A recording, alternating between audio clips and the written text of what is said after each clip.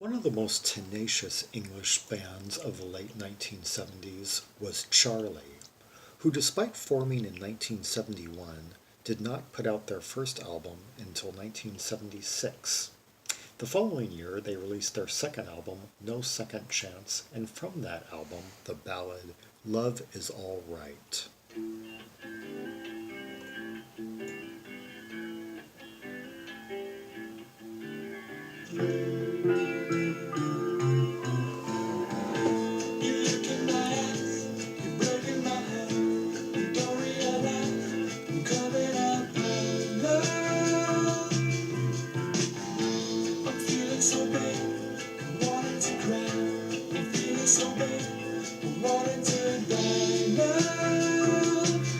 I gotta just take a moment to draw attention to the arrangement of this track, the softness of the vocals with the just kind of glowing softness of the keyboard, and that certain tone on the guitar. It's kind of Leslie'd, but it's also very kind of quiet at the same time and soft. And I tell you this, and love is alright.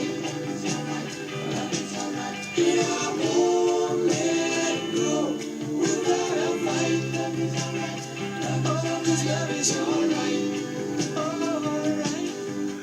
Notice the high like background harmonies and the way that they were all just adding nuance to the chorus line as he was like singing kind of like mid range, kind of in and around them, and just kind of he was kind of belting it softly. The whole thing there's like there's a certain power conveyed in certain elements of this track, particularly like in like the chorus delivery of the vocals of Terry Thomas's lead vocals and in the guitar, but at the same time it's all like restrained. It's like a real kind of soft strength, and it's also about the considering it, which fits the lyrics, considering that the narrator of this track is trying to be this is trying to find strength. He's trying to be strong despite his heartbreak, and he's trying to hold on to something. He's trying to fight for something that he believes in. In this case, the love of a woman that he feels is slipping away. I can't understand. You are good. Is there something I've done? Oh, I just don't know love. And you throw away these 2 happy years. Nothing to say. No time for us to love. Hey, I'll tell you this. Ooh, love is alright. Love is alright. Love is alright. And I won't let go without a fight. Love is alright. Oh, 'cause love is alright. Alright. Hey.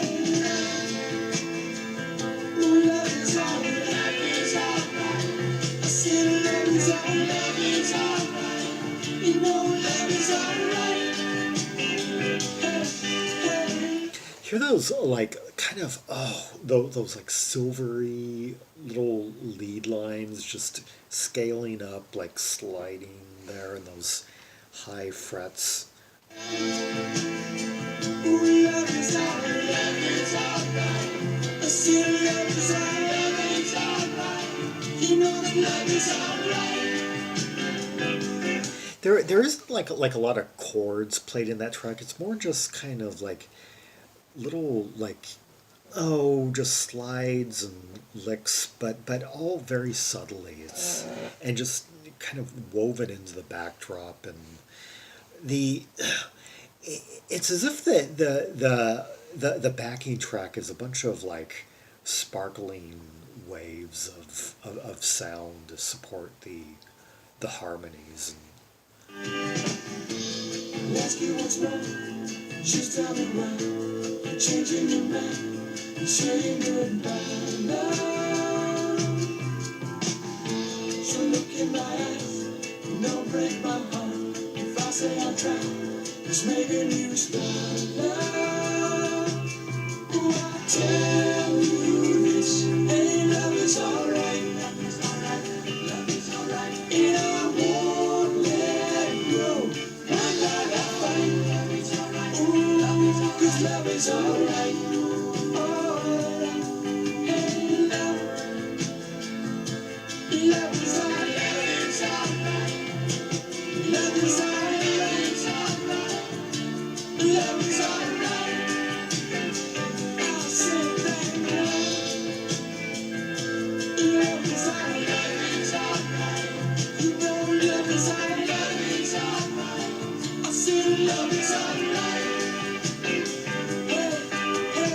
way it just goes steps up and up and up until it hits that like high G kind of landing at as the chorus resolves before like restarting again, and just the how the kind of harmonies lead, how the background vocalists lead, and the Terry Thomas keeps on like saying like hey, you know, it's like he's really calling out to this woman. He's trying to be. He sees something like just slipping away, and he's like trying to be cool headed, and yet he's making a real call out at the same time. There's an emotional element to this track. It's subtle, it's laid back, and yet it's gripping at the same time. And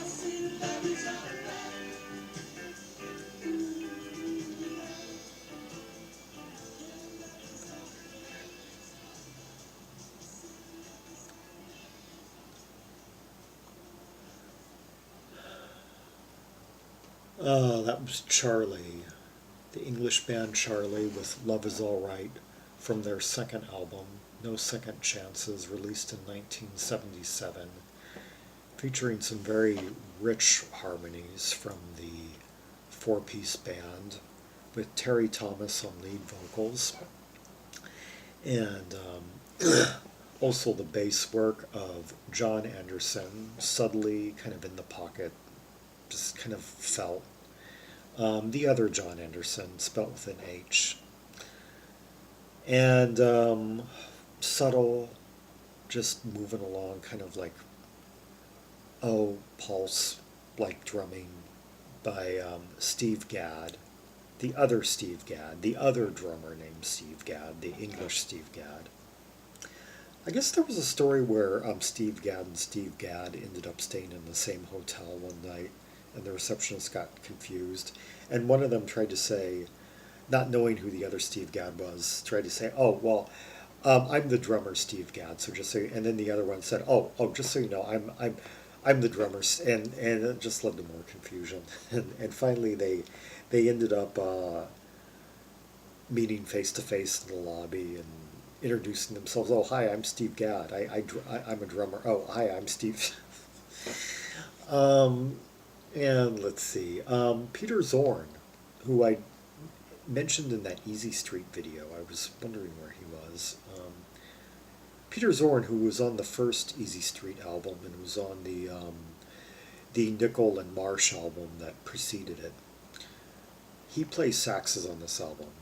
Yeah, he's nowhere to be found on the second Easy Street album, Under the Glass, because I guess they were away recording that. Yeah. This was like you see, this was recorded in London, whereas Easy Street took off to record their second album. Although we also have Richard Burgess from Easy Street, not on this track, but on a lot of the songs on this album. Yeah, and of course Julian Colbeck on keyboards, very light, soft, understated.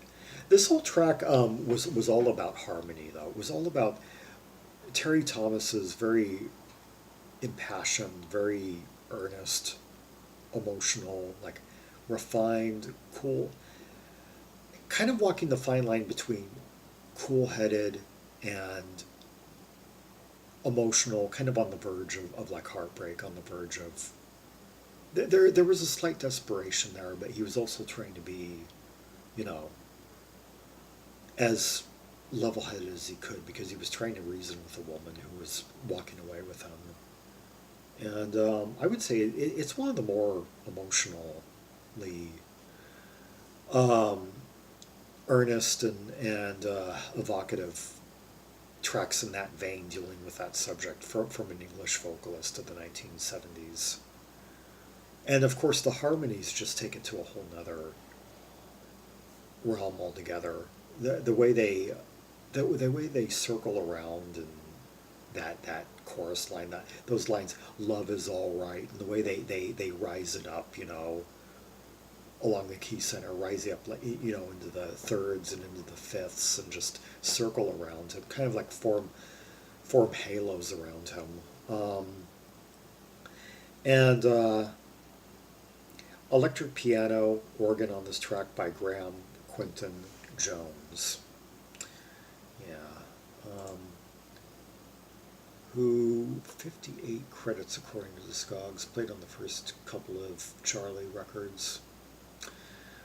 It's interesting how the first two Charlie albums both have different covers in different markets. The English cover has like this artwork, has this has this half female, has this female with butterfly wings in a spider web. She's nude against like a green backdrop. I don't recall ever seeing that one actually. It looks like she's trapped by a spider. We see, because the flip side has a spider. But the American cover has this woman donning a page boy hairdo, looking kind of ahead of her time. Well, at least in terms of the hairdo, because I don't really associate that hairdo with this period. Although she's got that really thick makeup that's kind of kind of that Gia era. That the works. I'm talking about thick blush and all. That kind of that era where makeup artists were really trying to pull consumers away from the natural look of the post-hippie era, like the early 70s, where makeup tended to be rather understated. Because the makeup industry took quite a hit in the aftermath of the whole hippie wave, where a lot of people, where women were wearing less makeup, some women weren't wearing makeup, and then the whole thing about the disco era was to get just women just slathering it on, big, just smearing rouge all across, across their cheeks, big like blue eyeshadow in orbit, thick, like Google like photos of images of Gia from like the late 70s, like covers of Cosmopolitan, really just tacky, slathered on type look. Because they were just trying to get women to wear lots and lots of makeup. They were trying to like make up for all the money they had lost in the early 70s, like Maybelline and all of them. Yeah, she's on a bed in a white slip, white. And yeah, and just like the first album had two covers too. It had except in the first album, except on both of the covers for the first album, it was artwork, surreal of some kind, like a woman with kind of clouds coming out, or her hair, curly hair, kind of enmeshed in clouds. Yeah. Charlie, though their trademark, at least in the States, tended to be women on the cover doing some kind of pose of some kind, kind of like Roxy Music had been doing earlier in the decade. Except the women on the cover of those Charlie albums tended to be a bit more American looking and styled, I'd say. Yeah, but Charlie, a stylish act that knew how to weave rich harmonies around tasteful musical arrangements, oftentimes understated. It was usually the sum of its parts, or the more than the sum of its part. Each part kind of played into something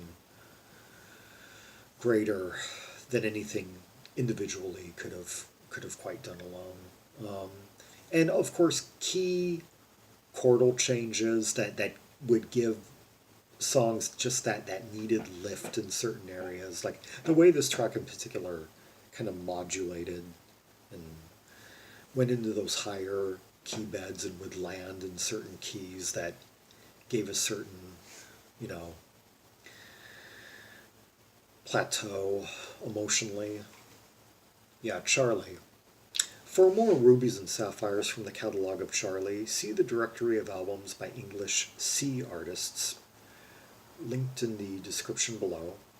For rubies and sapphires from the No Second Chance album, as well as Fantasy Girls, Lines, Fight Dirty, and more. As well as like-minded C artists like City Boy, Crawler, and many others. And like and subscribe, and follow me on social media, and leave a comment if there are any observations you have about this track, its beauty, the richness of the harmonies, the meaning, how it, resonates emotionally if you've been in the situation. And until next time, this is Zaragon, the world's most air travel trimaximalist, signing off.